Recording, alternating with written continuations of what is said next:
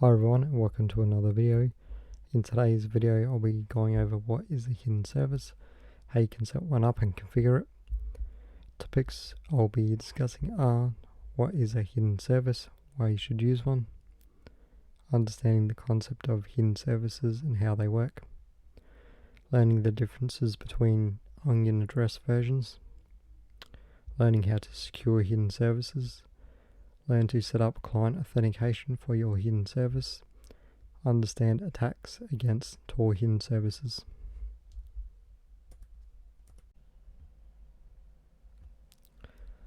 In this slide, I'll be explaining what exactly are hidden services.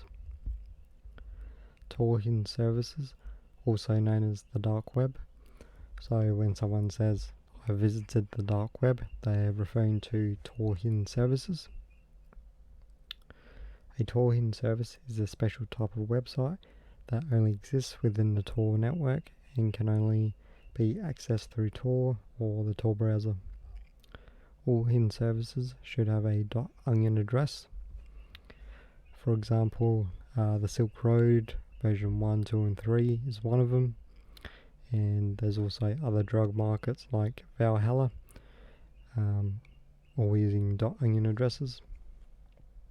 Tor hidden services are designed to protect the identity of the server and the clients accessing it, making it very difficult to trace or analyze traffic. You might be wondering what can I host on a Tor hidden service.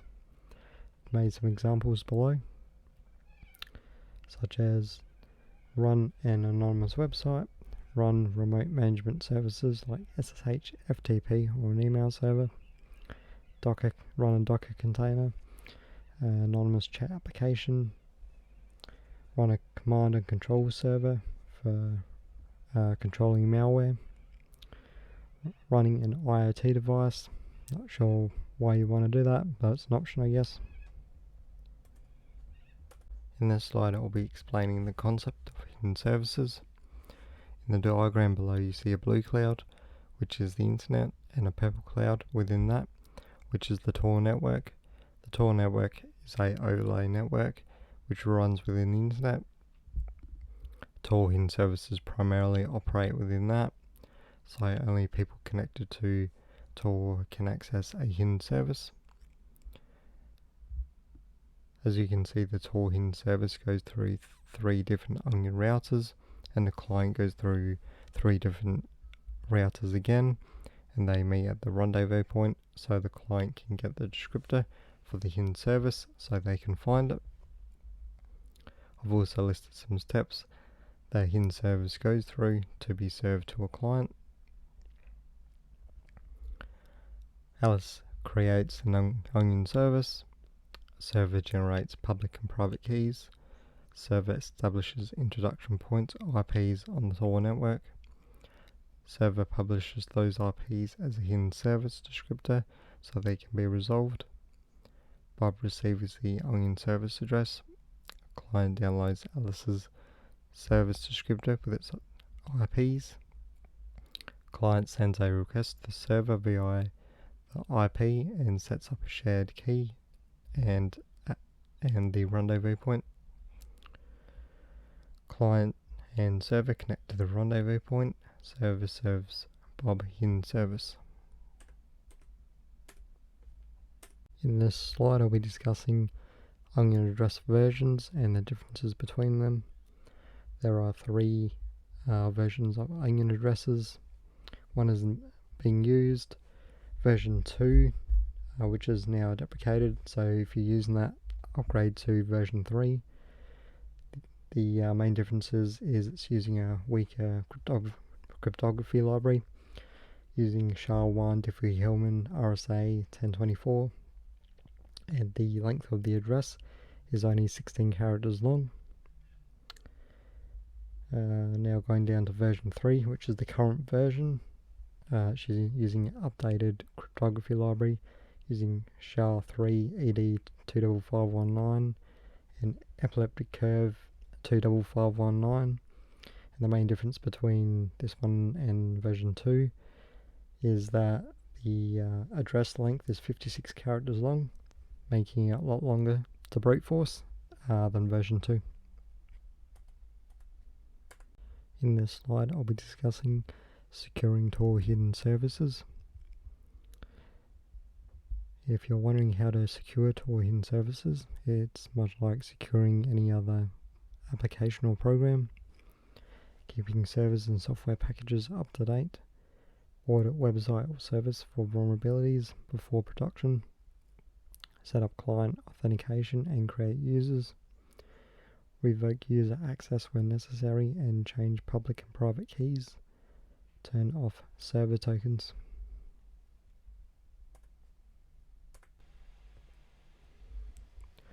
In this slide I'll be discussing client authentication and why you should be using it. Client authentication adds an extra layer of security for your hidden service, and only individuals with the private key will be able to access it. Generate public and private keys used to authenticate users to a hidden service. Add a auth file to the Tor browser directory to automatically authenticate users to a hidden service.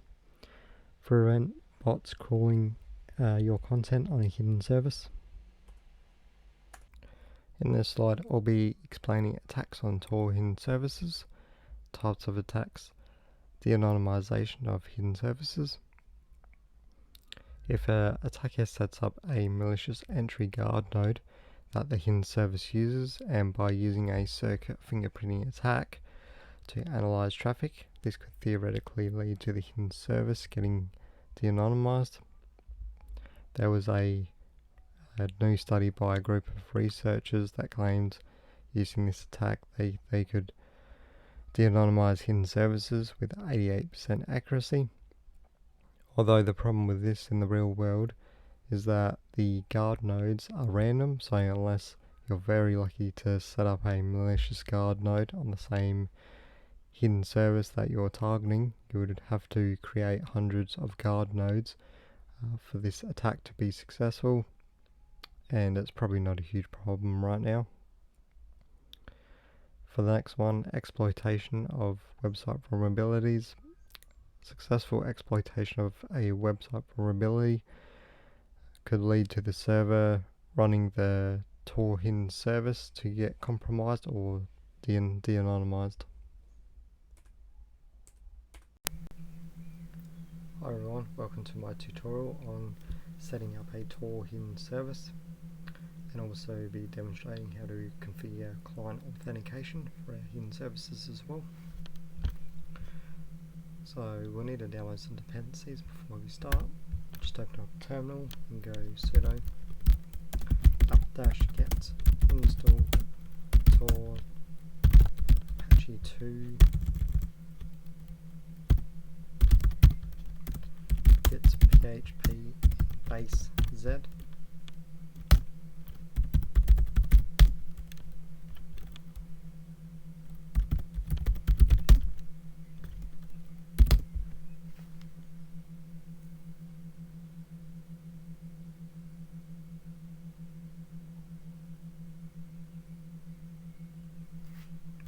As you can see, that's been done. So to configure our Tor hidden service, we'll need to navigate to the configuration file, which we can do with sudo nano etc tor torc, and this is the main Tor configuration file. So let's scroll down until we see a section that says hidden services. As you can see here, hidden services. So yeah, as you can see, there's a bunch of stuff that's been commented out. The first two lines that we need are hidden service directory. This basically just creates the this hidden service directory inside this path. And the second one basically opens up port 80 on our local host, and this is going to act as our web server. If you're running a different service like SSH or something else on another port, you can add it down here, but we will just be focusing on these two at the moment. So just delete those comments, and that's the only changes we need to do. now we can just do Control X, Y,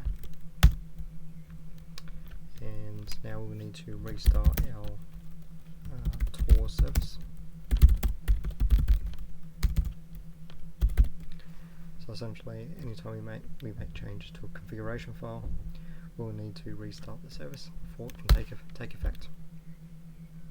So that's been done.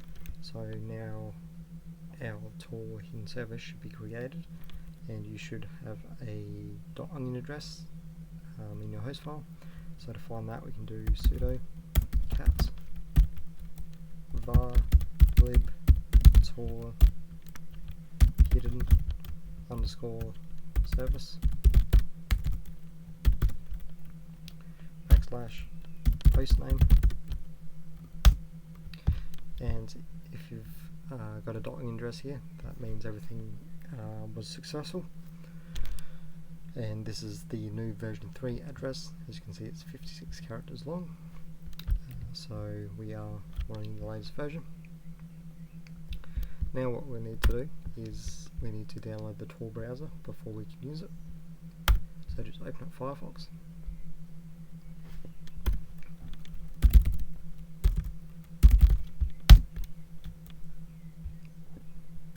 Just open up Google, type in Tor browser.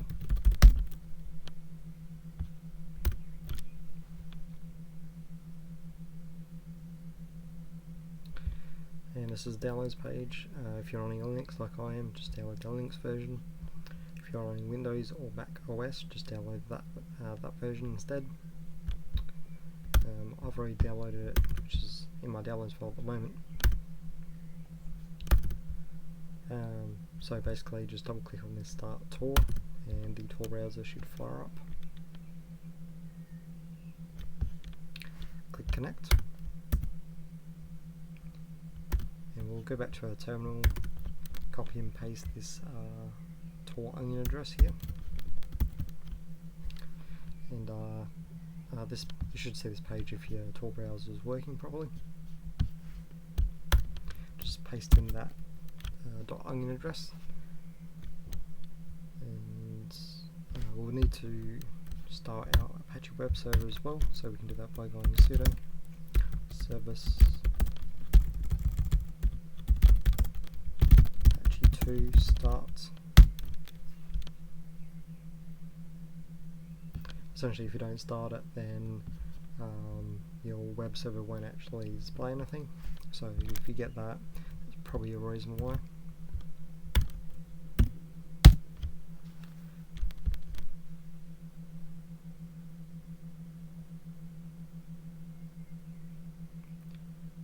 It might take a couple of moments just to find the web server. As you can see, this is the web page I've created for this tutorial. So as you can see, that it's clearly worked. And if we click the on the top left, this is the browser, and we can see the 3 relays it's going through with the IP addresses for each of them, and the 3 relays that the Tor hidden service is going into, and we're kind of just meeting in the middle. So that looks good to me. So that's pretty much all it is to it to set up a Tor hidden service and put a web server on the dark web. Now let's look at securing the Tor hidden service even further. So we're going to look at something called server tokens, and if you don't know what that is, I'll just show you. So if we try and navigate to a directory on a web server that doesn't exist, we're going to get a 404 error. I'm just putting -test just because I know it doesn't actually exist. And as you can see here, not found, but it's also linked to the web server we're using, the Apache version, and our operating system, Debian. So obviously we don't want that to be displayed, purely because an attacker could use that to essentially exploit our web server if they know the exact version and our operating system as well. So to get rid of that, we can edit a file called the Apache security conf file in the Apache 2 directory, so I'll show you how to do that as well.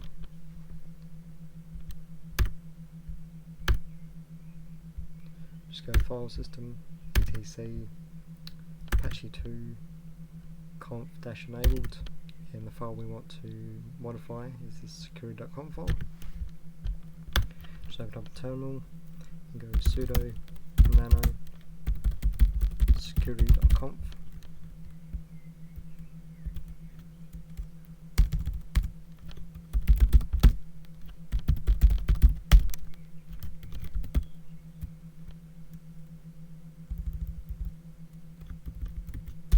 Would help if I spelled it correctly.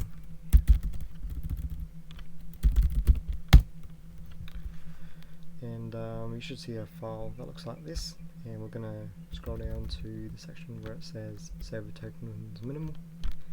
We're going to enable that one, and we're going to disable server tokens full. Scroll down to where it says server signature off. We're going to enable that one, and we're going to disable server signature on. And that's going to solve our web server version. So just Control X, save that. Now we're going to restart our Apache web server because we made a change there. Just navigate to this Tor browser here, refresh the page, and as you can see, that's gotten rid of all the server header information, which is what we want. So an attacker doesn't know what web server we're running now, which is obviously a good thing. And if you're running another web server like Nginx, I'll show you how to do that as well. So just go sudo nano etc nginx.conf.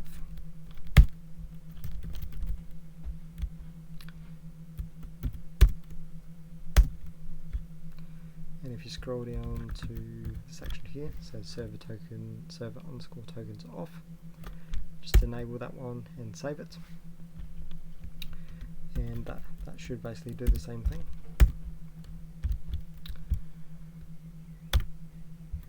And so that's more secure than it was.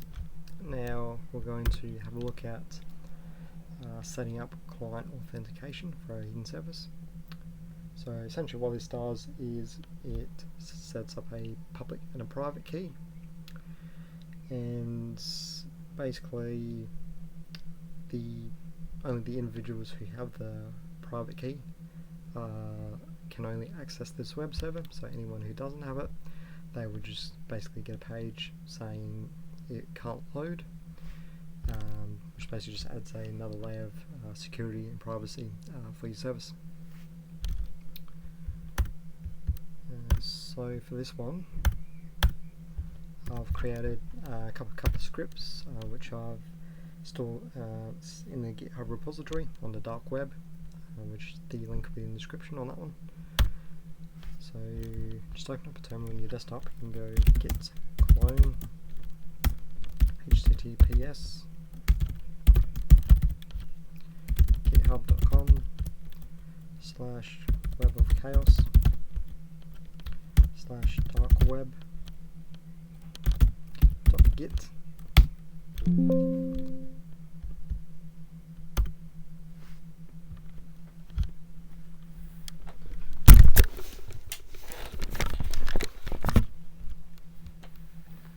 And that should have created our directory for us. You can see Darkweb. We've got a zip file here, just extract that one, right click, extract here.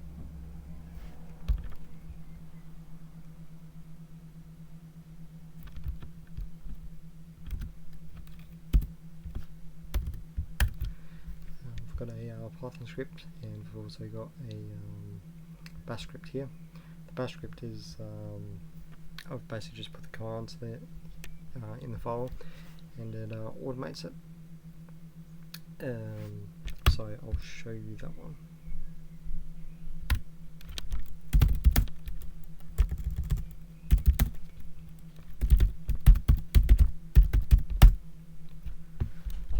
basically this first section just installs some dependencies that we need, which is base, Z and Tor. This next section generates a public and private key in base32 format using OpenSSL.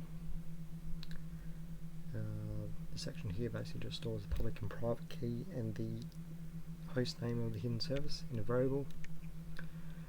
This section here prints the public and private key to the terminal window. This section here writes the Tor keys to the disk and creates the files alice.auth and alice.auth_private.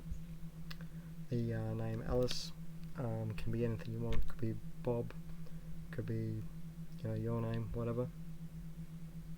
Doesn't really matter.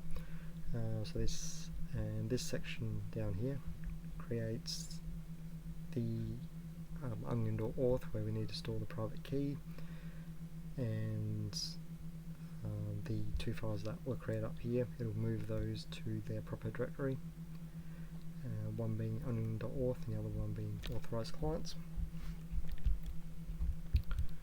So first thing we need to do is we need to create a directory in our Tor configuration. To do that we can do sudo make directory /var lib tor / and we'll need to create a folder called onion_auth.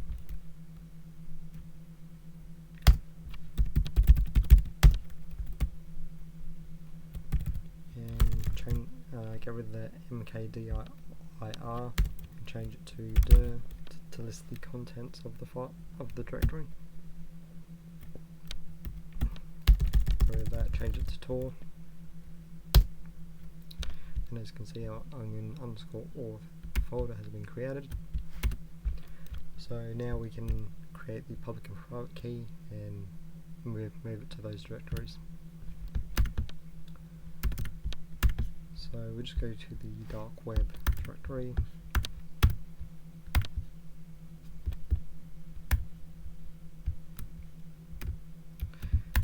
And now we're just going to execute that Python script. So just go Python 3 tor_auth.py, and as you can see, it's generated a public key and a private key.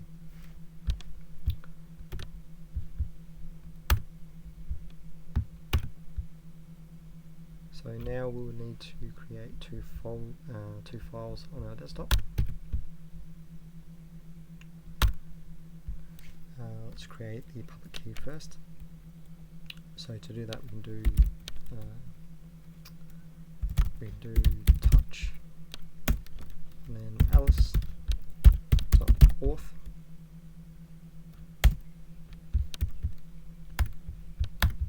So now we've got this alice.auth file here, so we need to put our public key information into that one. So let's just edit that and I'll show you what to put in that one. So the first thing we need to do is put the word descriptor in it.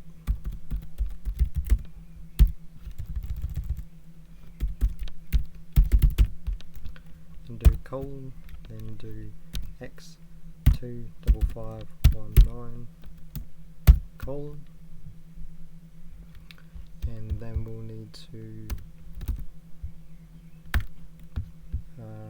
copy the public key into that one.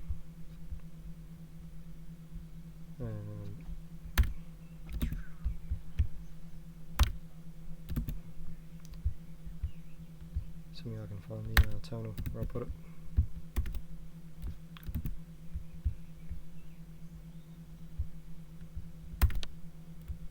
There it is. So just double click and copy the public key.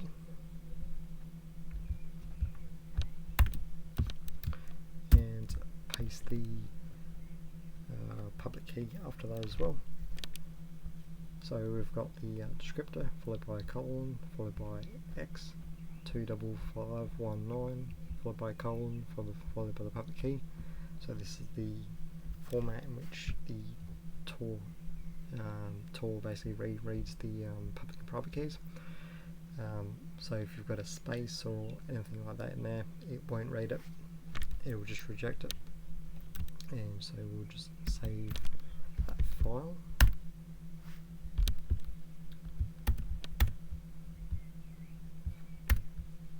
And now we'll just create the private key.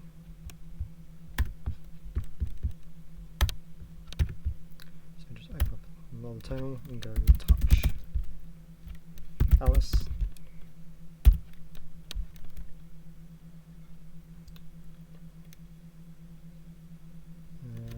Auth underscore private.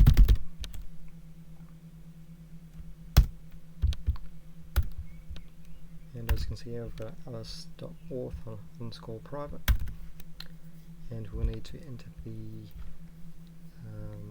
private key information into that one. So it's pretty similar to the public key file we just created. The only difference is we need to put the Torhin service address in first.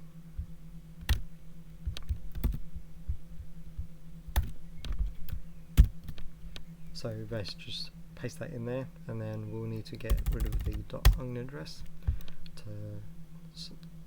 So essentially, if you have that in there, the Tor configuration won't actually read it properly. And then we'll need to do colon descriptor colon x25519 colon, and after that we'll just need to paste in the private key. Assuming I can find this terminal where I put it.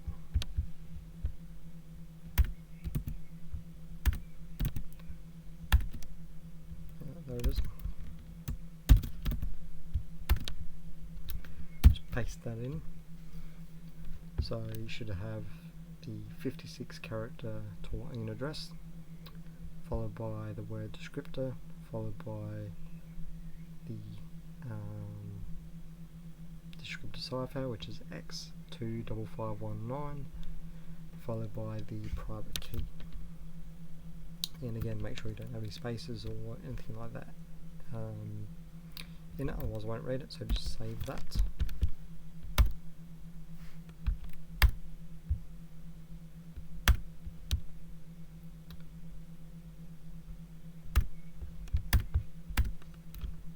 And now once those files are created, we'll need to transfer those to the appropriate directory. So we'll start with this alice.auth. So to copy to another directory, we do sudo cp, which stands for copy path, alice .auth, and then do var lib tor hidden underscore service, and then there's a directory we need to put in called authorized clients underscore clients.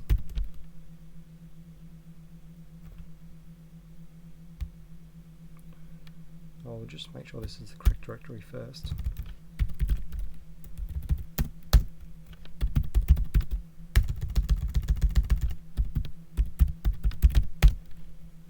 And it looks like it is.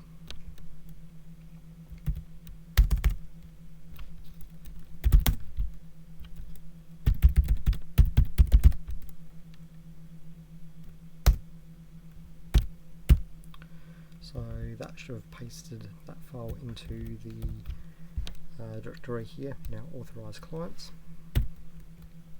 So to verify this, we can just do cat and go /alice.auth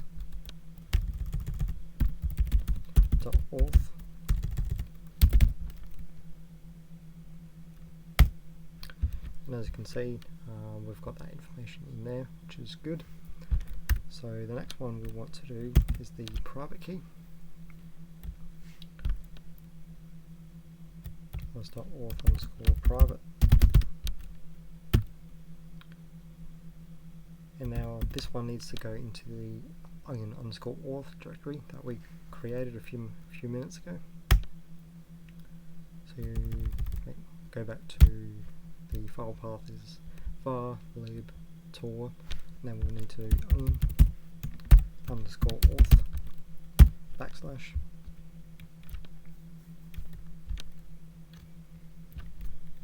Alice.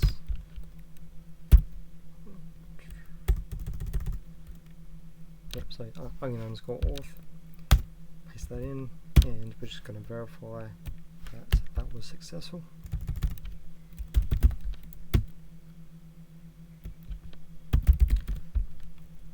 Alice.auth_private.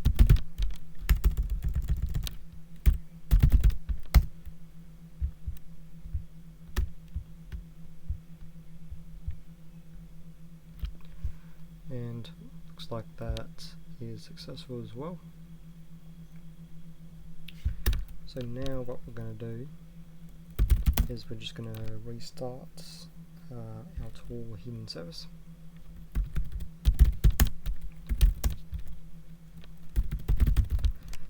So essentially all the changes we've made, it should pick up that, and yeah, we should be okay.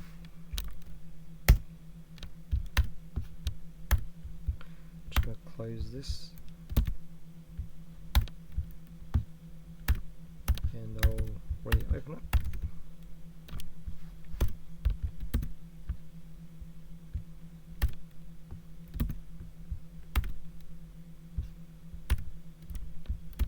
Just copy the tool hidden service again and paste it in, and if we've done everything correctly, Tor should prompt us for basically a private key, and so we'll see if this has worked. Yes, it looks like it's asking us for client authentication. So it's basically you just enter your private key into this box here, and again make sure you don't have any spaces or new lines in it, otherwise it won't actually work. So if we go over to our terminal with our key information in it, I'm basically just going to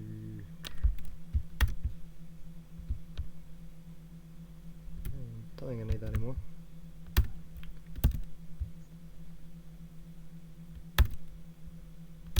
Yep, here it is. So I'm basically just going to generate a new key. Private key. As you can see, this private key is different to the one we used before. And I'm just going to paste that into the Tor browser, just so you can see what happens. And as you can see, this box has popped up here, and obviously this is the wrong private key, so based on that we know that the authentication is definitely working. Now just go to the desktop, and that'll do. Just copy this private key, enter it in here, and it should load up our web server. Obviously this is the correct one this time.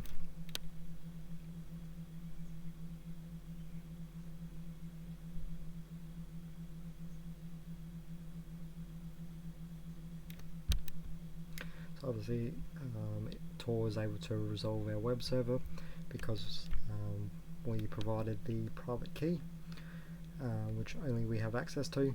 So this is just a good way of protecting your Tor hidden service. So essentially people might be able to connect to your Tor hidden service, but they won't be able to see what content you have on here, which is a good way if you don't have a login system and you have sensitive content behind it, or if you are running a IoT device on there, which was vulnerable to, which had a unauthenticated exploit, and you could use that to protect this service. Or if you're just concerned about privacy, this is also a good thing to use as well. So I guess the last thing I'll show you is how to automatically authenticate your service with the Tor browser, so you don't have to constantly copy and paste that private key into that box. So we're just going to copy this alice.auth_private. We're just going to navigate to browser, Tor browser, data, Tor, and as you can see, it's already got a folder called onion-auth, and we're just going to copy and paste this file here. So essentially this should automatically authenticate us to the Tor hidden service. And I'll just restart this Tor browser just so it can work. So now we want to check our keys are in there. So just click on the shield here. Just go change. You know, the security level. I usually just do safer. You can do safest if you want. Depends what you're doing. Now, as you can see, here's a section for Onion Services Authentication. Just click on Save Keys. As you can see, it's got our onion address and our key there. So essentially, we should be able to automatically authenticate now.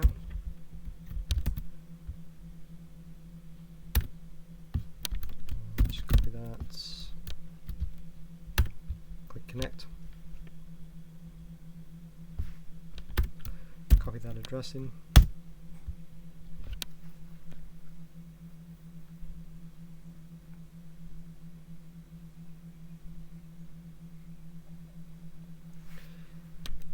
And as you can see, we were able to automatically authenticate to this hidden service without us needing to enter a private key or anything like that.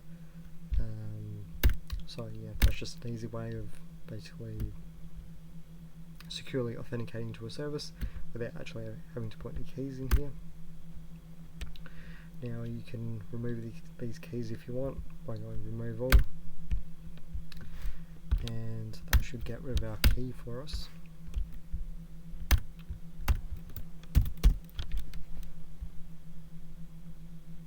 And as you can see, it's asking us for authentication. So yeah, if you've got multiple Tor hidden services, you can put multiple keys in there. You just need to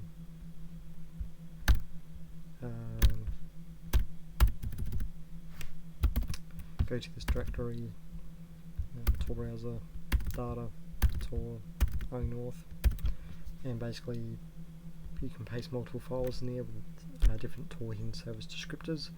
You would just have to name them with different names. So you would do alice.auth _private, bob_auth _private, charlie_auth _auth_private. So just each user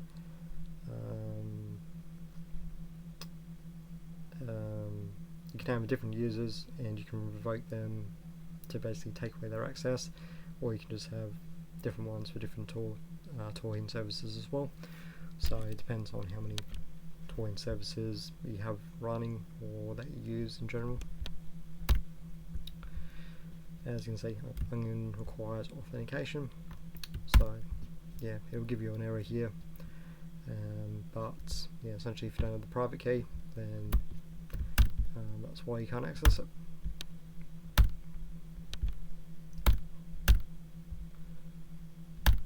And that pretty much sums up the security tutorial on hidden services. But the last thing I'll do is I'll just show you what this bash script does. It essentially just does everything automatically.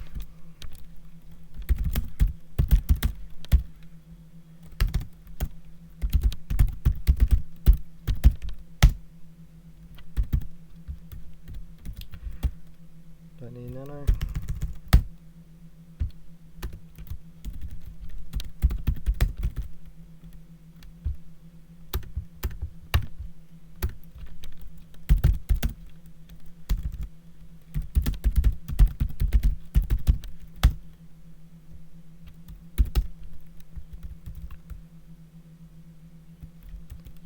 And I'll basically just comment out this stuff just because we've already done it.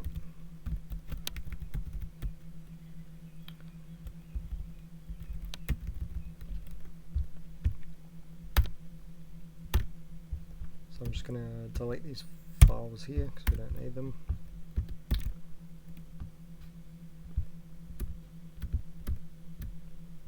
And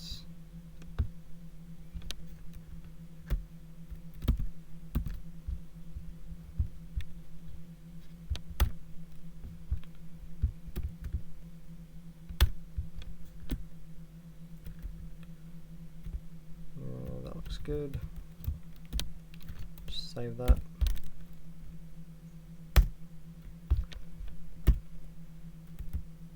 And if you want a quick way of changing your public and private keys without really doing anything, this bash script is good for that.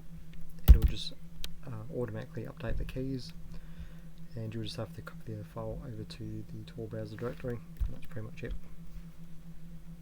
So we'll just run this.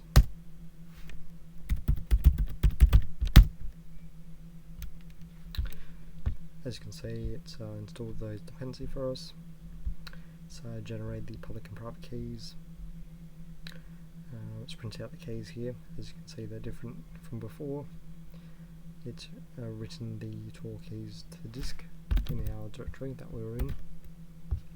As you can see, they're here. And so we'll just have a look, see if they have actually been updated for us.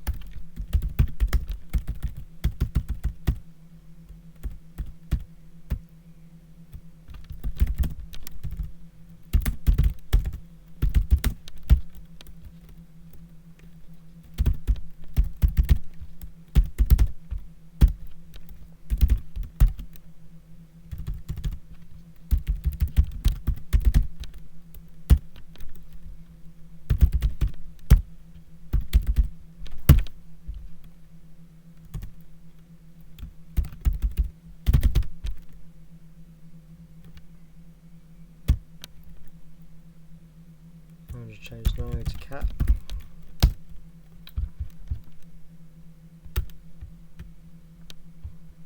And looks like the keys have been updated with that one, whilst keeping the same tool hidden service. So just run that script if you want new public and private keys, in case your keys at a certain point get compromised, or a user compromises them, or you've had them too long. This is an easy way of just changing them, which is good. So essentially this will be the end of securing tool hidden services on the dark web. Hope you've learned something new in this one. Don't forget to comment, like and subscribe if you enjoyed them, and I'll see you in the next one.